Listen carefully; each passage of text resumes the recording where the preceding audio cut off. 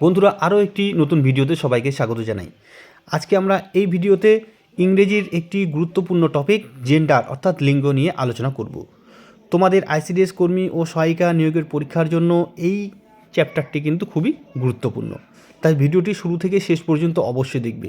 প্রথমে আমরা লিঙ্গ সম্পর্কে পুঙ্খানুপুঙ্খ আলোচনা করব এবং তারপরে কী ধরনের প্রশ্ন তোমাদের পরীক্ষা আসতে পারে সেরকম দু একটি প্রশ্ন নিয়ে আমরা ডিসকাস করব। তো দেখো, প্রথমে আমাদের জেন্ডার কাকে বলে, জেন্ডারের শ্রেণীবিভাগ এই সম্পর্কে অবশ্যই কিন্তু জানতে হবে। তাহলেই আমরা আইসিডিএস কর্মী ও সহায়িকা পদের পরীক্ষায় যে সমস্ত প্রশ্ন আসবে সে সমস্ত প্রশ্নের উত্তর কিন্তু খুব সহজেই করতে পারবো। তো দেখো, প্রথমে জেন্ডার অর্থাৎ লিঙ্গ এর শ্রেণীবিভাগ। শ্রেণীবিভাগ কয় প্রকার? বন্ধুরা, জেন্ডার বা লিঙ্গ হলো 4 প্রকার। এই 4 প্রকার লিঙ্গ কী কী? ম্যাসকুলিন অর্থাৎ পুংলিঙ্গ, ফেমিনিন অর্থাৎ স্ত্রীলিঙ্গ, নিউটার অর্থাৎ ক্লিবলিঙ্গ এবং কমন জেন্ডার অর্থাৎ উভয় লিঙ্গ। চলো এবারে আমরা এই 4 প্রকার লিঙ্গ অর্থাৎ জেন্ডার সম্পর্কে বিশদে জেনে নিই। প্রথমেই দেখো বন্ধুরা, ম্যাসকুলিন জেন্ডার অর্থাৎ পুংলিঙ্গ। তো এই পুংলিঙ্গ বা ম্যাসকুলিন জেন্ডার কাকে বলবো? দেখো, যে নাউন বা প্রোনাউন দ্বারা পুরুষ জাতিকে বোঝানো হয় তাকে আমরা বলবো ম্যাসকুলিন জেন্ডার বা পুংলিঙ্গ। তাহলে যে নাউন বা প্রোনাউন দ্বারা আমরা পুরুষ জাতিকে বোঝাবো তাকে আমরা বলবো ম্যাসকুলিন জেন্ডার বা পুংলিঙ্গ। তো দেখো, এখানে উদাহরণ কি কি রয়েছে? ফাদার, সন, বয়, আঙ্কেল, লায়ন, টাইগার, বুল, কক, পিকক এটসেট্রা। তাহলে এই ম্যাসকুলিন জেন্ডারের উদাহরণগুলো হলো ফাদার বাবা, সন পুত্র, বয় বালক, আঙ্কেল কাকা জেঠু, লায়ন সিংহ, টাইগার বাঘ, বুল ষাঁড়, কক মোরগ, পিকক অর্থাৎ ময়ূর। তো এই সমস্ত নাউন বা প্রোনাউনগুলি দ্বারা পুরুষ জাতিকে বোঝানো হচ্ছে, তাই এগুলি হলো ম্যাসকুলিন জেন্ডার বা পুংলিঙ্গ। চলো এবারে ফেমিনিন জেন্ডার সম্পর্কে দেখে নিই। তো ফেমিনিন জেন্ডার কাকে বলে? যে নাউন বা প্রোনাউন দ্বারা নারী জাতিকে বা স্ত্রী জাতিকে বোঝানো হয় তাকে আমরা বলবো ফেমিনিন জেন্ডার বা স্ত্রীলিঙ্গ।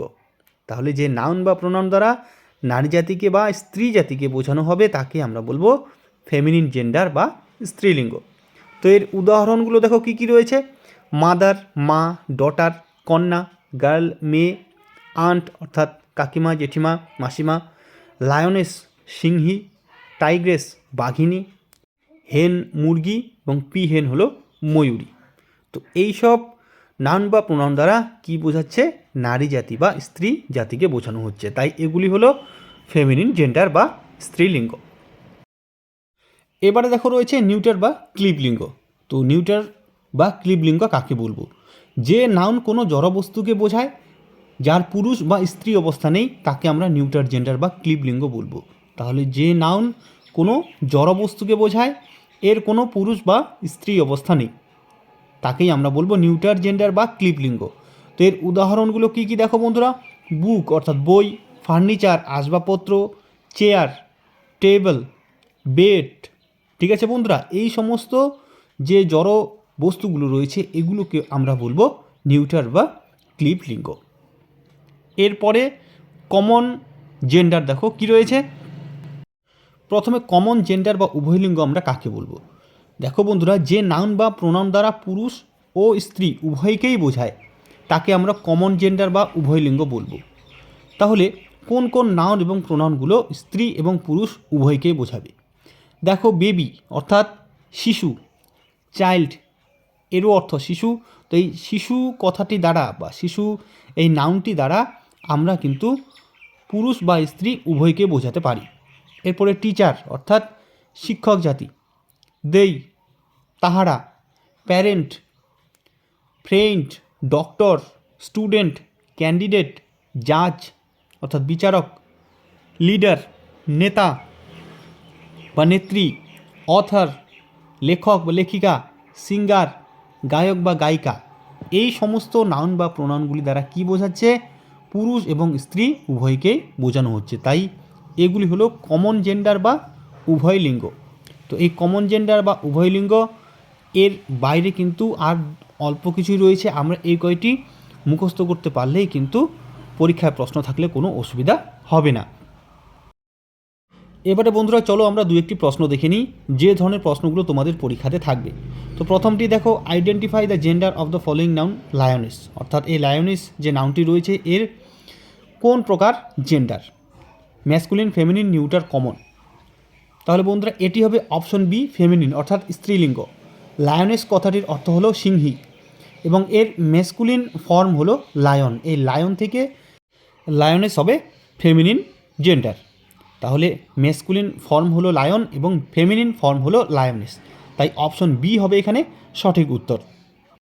এবারে কি বলেছে, identify the gender of the following noun chair. এই যে চেয়ার এই নাউনটি রয়েছে এটি কোন প্রকার gender, masculine, feminine, neuter, common.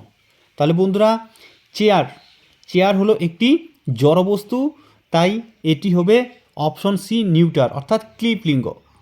তাহলে চেয়ার হবে অপশন সি, নিউটার জেন্ডার বা ক্লিপ লিঙ্গ। এরপরে কি প্রশ্নটি রয়েছে দেখো, এবারে বলেছে change the gender of the following noun Fox. তাহলে এই যে ফক্স নাউনটি রয়েছে এর লিঙ্গ পরিবর্তন করো। তো এই ফক্স অর্থাৎ শেয়াল, তো এর যদি লিঙ্গ পরিবর্তন করি এটি হলো ম্যাসকুলিন ফর্ম, এর যদি আমরা ফেমিনিন ফর্ম করি তাহলে সেটি হবে অপশন সি, ভিক্সেন। অর্থাৎ ফক্স থেকে ফেমিনিন ফর্ম হয়ে যাবে ভিক্সেন, তাই অপশন সি হবে এখানে সঠিক উত্তর। এবারে আমরা ম্যাসকুলিন ফর্ম থেকে ফেমিনিন ফর্ম অর্থাৎ ম্যাসকুলিন জেন্ডার থেকে ফেমিনিন জেন্ডারে পরিবর্তন করার নিয়ম চলো শিখে নিই। দেখো প্রথমে ম্যান থেকে women, male female, boy girl, father mother, husband wife, brother sister. অবশ্যই তোমরা এর অর্থগুলি জানো। মেন অর্থাৎ পুরুষ, উইমেন মহিলা, মেল পুরুষ, ফিমেল মহিলা, বয় ছেলে, গার্ল মেয়ে, ফাদার বাবা, মাদার মা, হাজব্যান্ড হবে স্বামী, ওয়াইফ হবে স্ত্রী, ব্রাদার ভাই, সিস্টার বোন। এরপরে আঙ্কেল কাকা, আন্ট কাকিমা, ফক্স শেয়াল, ভিক্সেন স্ত্রী শেয়াল, বুল ষাঁড়, কাউ গরু, মঙ্ক সন্ন্যাসী, নান সন্ন্যাসিনী, ডগ কুকুর, বিচ স্ত্রী কুকুর, স্যার থেকে ম্যাডাম, টেইলর থেকে সিমেস্ট্রেস।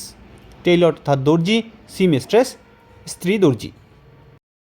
এবারে দেখো কিছু নাউনের শেষে ESS যোগ করে ম্যাসকুলিন থেকে ফেমিনিন করার নিয়ম। প্রথমে দেখো লায়ন থেকে লায়নেস, এখানে লায়ন নাউনটির শেষে ESS যোগ করে ম্যাসকুলিন থেকে ফেমিনিন করা হয়েছে। এরপর দেখো poet, poetess, author, authoress, manager, manageress, prince, princess, host, hostess, priest, priestess. তাহলে তোমাদের প্রশ্নে যদি এরকমভাবে থাকে লায়ন এর জেন্ডার চেঞ্জ করো তাহলে লায়ন থেকে লায়নেস, পোয়েট থেকে পোয়েটেস, এভাবেই কিন্তু করতে হবে। অবশ্যই তোমরা এগুলি মুখস্থ রাখবে। এবারে দেখো বন্ধুরা পরের নিয়মটি কি রয়েছে, তোমরা যদি উদাহরণটি দেখো এখানে টাইগার থেকে টাইগ্রেস, দেখো এখানে সোজাসুজি কিন্তু ESS এখানে বসানো হয়নি। এখানে যদি লক্ষ্য করো তোমরা TIGER, এখানে দেখো কি করেছে, এই যে শেষের ই এবং আর রয়েছে এই দুটির স্থান পরিবর্তন হয়েছে। ই প্রথমে রয়েছে আর পরে রয়েছে, তো এখানে স্থানগুলি বদলে দিয়ে তারপরে ESS বসিয়ে দেওয়া হয়েছে। প্রত্যেকটির ক্ষেত্রেই তোমরা কিন্তু এটি লক্ষ্য করতে পারবে। এখানে দেখো টাইগার থেকে টাইগ্রেস, অ্যাক্টর থেকে অ্যাক্ট্রেস, হান্টার থেকে হান্ট্রেস, ডিরেক্টর থেকে ডিরেক্ট্রেস, ইনস্ট্রাক্টর থেকে ইনস্ট্রাক্ট্রেস, কন্ডাক্টর থেকে কন্ডাক্ট্রেস। তাহলে এই যে শেষে ভাওয়েলটি রয়েছে, নাউনের শেষের যে ভাওয়েলটি রয়েছে সেই ভাওয়েলটিকে সবশেষে নিয়ে গিয়ে এবং কনসোনেন্টটিকে আগে বসিয়ে সবশেষে ESS যোগ করা হয়েছে। Tiger tigress, actor actress, hunter huntress, director directress, instructor instructress, conductor conductress, এভাবেই কিন্তু এই পরিবর্তনগুলি করা হয়েছে। তো বন্ধুরা আজকে আমরা অঙ্গনওয়াড়ি কর্মী ও সহায়িকা নিয়োগের পরীক্ষার জন্য গুরুত্বপূর্ণ ইংরেজির একটি টপিক জেন্ডার সম্পর্কে বিশদে আলোচনা করলাম। আশা করি ভিডিওটি ভালো লাগবে। ভিডিওটি ভালো লাগলে অবশ্যই লাইক কমেন্ট ও শেয়ার করবে এবং চ্যানেলটি এখনও যারা সাবস্ক্রাইব করোনি অবশ্যই সাবস্ক্রাইব করবে। আর যারা আমাদের ফেসবুক পেজে এই ভিডিওটি দেখছো অবশ্যই কিন্তু ফলো করে দেবে। তাহলে আজকে এ পর্যন্তই, ধন্যবাদ।